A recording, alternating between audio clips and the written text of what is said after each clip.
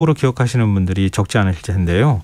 꾸준히 성장세를 보이던 LP 판매량이 작년 미국에서 35년 만에 CD 판매량을 넘어섰다고 합니다. 한국에서도 뉴트로 열풍을 타고 많은 2030 세대들이 LP를 찾고 있다고 하는데요. 국내 유일의 바이닐 팩토리를 운영하고 계신 마장 뮤직 앤 픽처스의 하정욱 대표 모시고 얘기 나눠보도록 하겠습니다. 대표님 안녕하세요. 안녕하십니까. 예.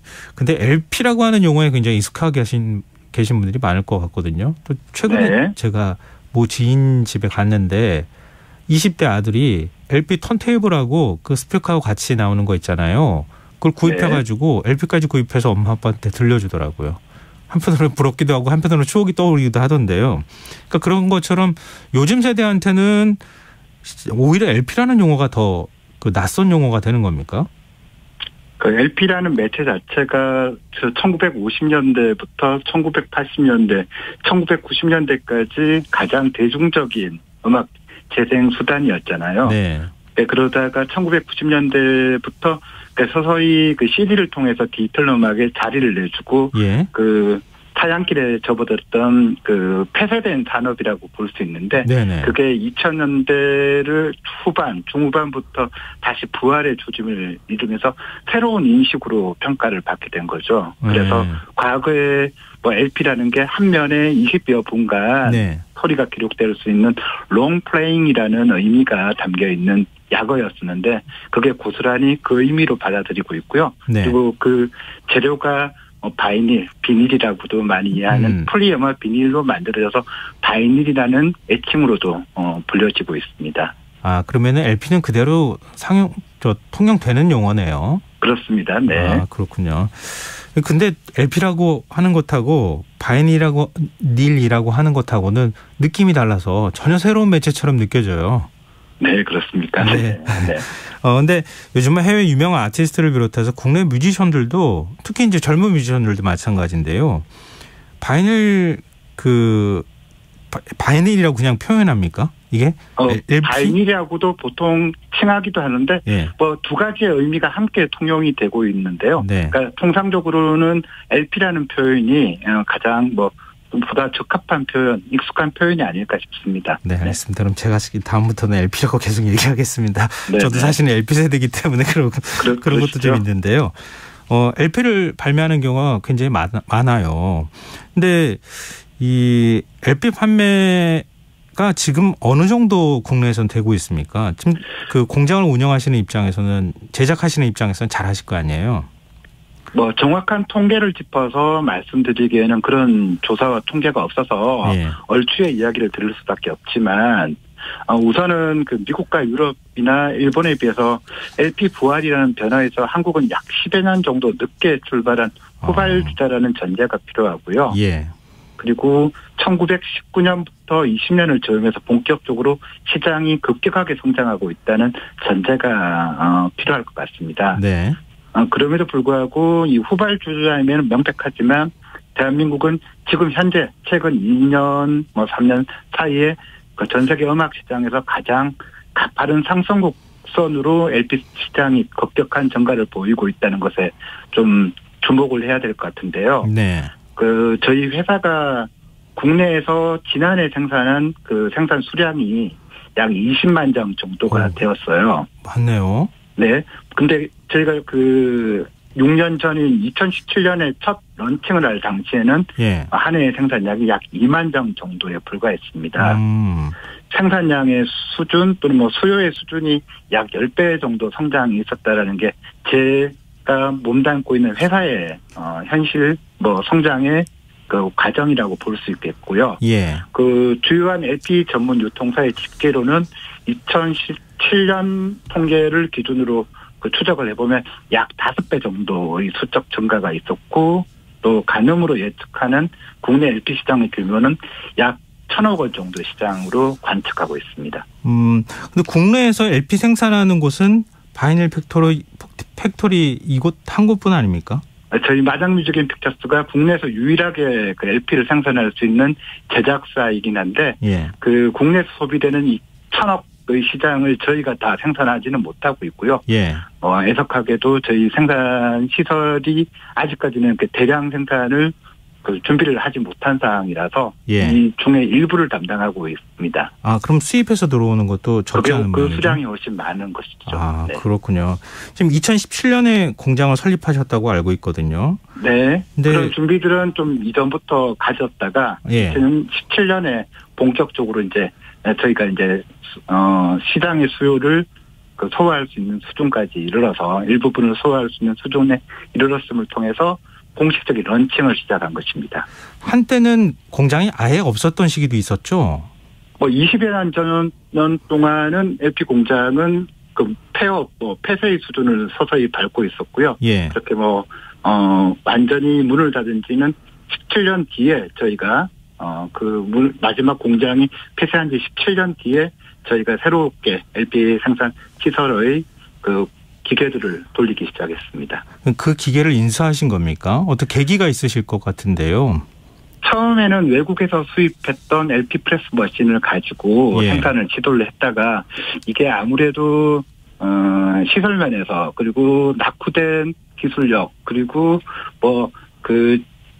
여러 가지 그 미흡함들이 양품의 생산을 하지는 못했어요. 아, 네. 그래서 그러니까 이 산업에 종사하고 좀 뜻을 둔 그 연구진들 그리고 예. 선배님들을 따라다니면서 LP 제작의 노하우를 또 자문이나 고문을 통해서 예. 모시고 그러니까 배우고 익히는 과정을 해서 새롭게 저희가 LP 프레스 머신을 개발을 했습니다. 그리고 그것을 안정적으로 생산할 수 있는 시점이 2017년이 되었던 거고요. 예. 그 이전에 약 5년 동안의 R&D의 과정은 치열했다라고 말씀드릴 수 있을 것 같습니다. 그 우여곡절과 고생이 굉장히 많으셨을 것 같아요. 그 기술을 다시 복원하는 과정들이 있었다는 거잖아요.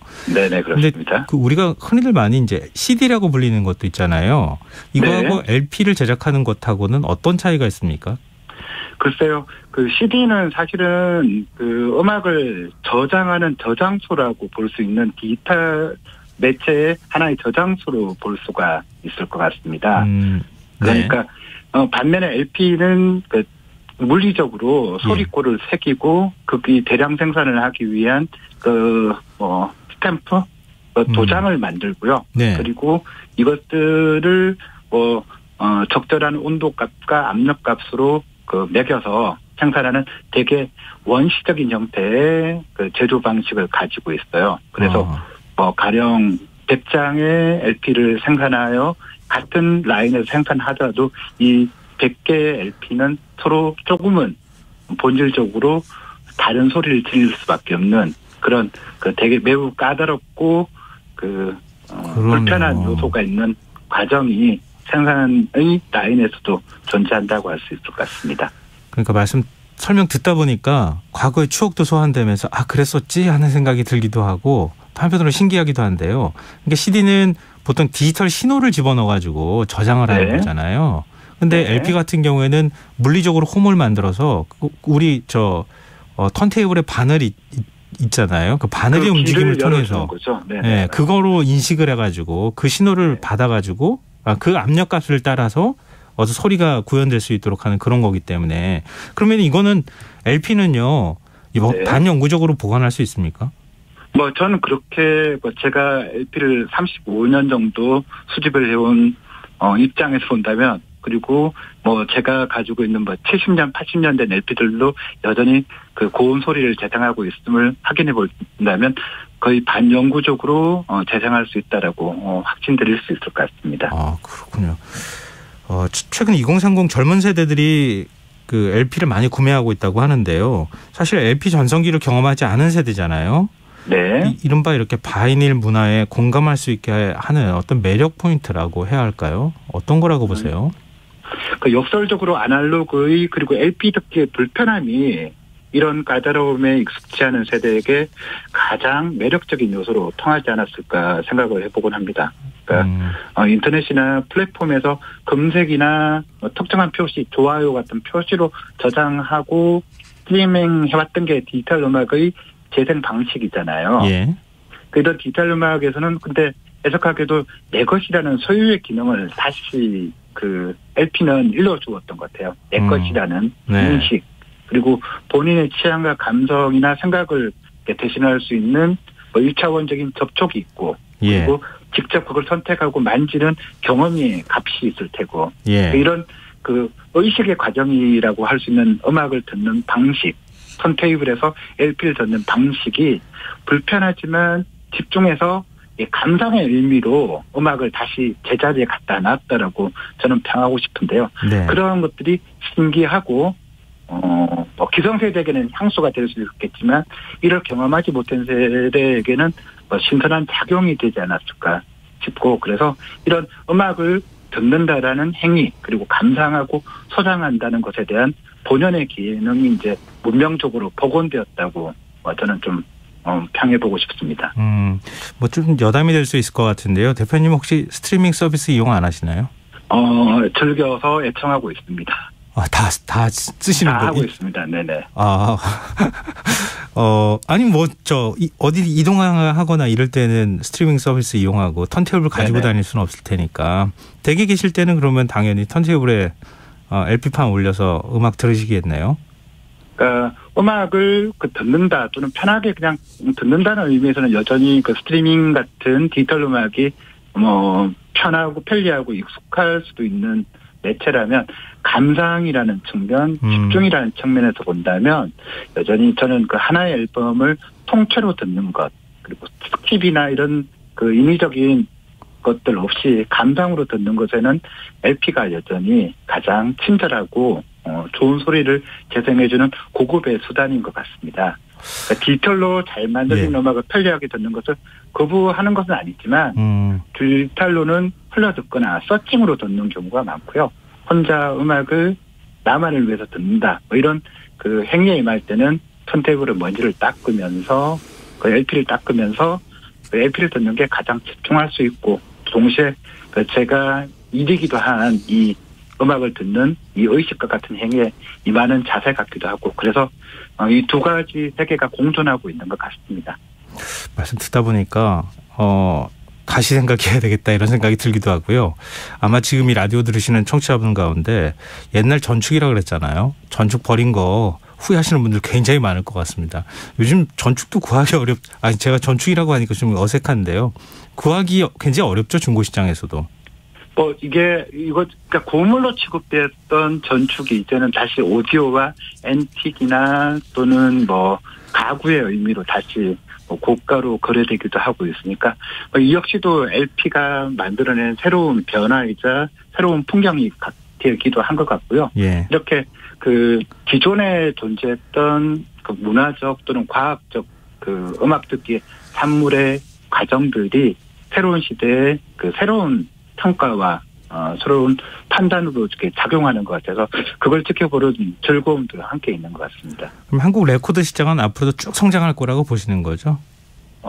글쎄요. 이게 일시적인 현상으로 보기에는 그 15년 동안 이 성장의 폭들이 국내뿐만 아니라 전 세계 음악 시장을 주도하는 미주나 유럽에서 이미 입증이 되었고 그 최근에 서두에 말씀해 주셨던 것처럼 CD의 판매액이 아니라 판매의 량을 이제는 LP가 넘어섰으니까 그 피지컬 시장에서의 LP는 대안이 아니라 이제 대세가 되어버렸다고 하고요. 네. 시장에서의 생산, 유통, 소비의 과정에서도 LP를 중심으로 한 것으로 빠르게 전환되고 또 그 대처하고 있는 것을 지켜볼 때는 이제 LP 시대는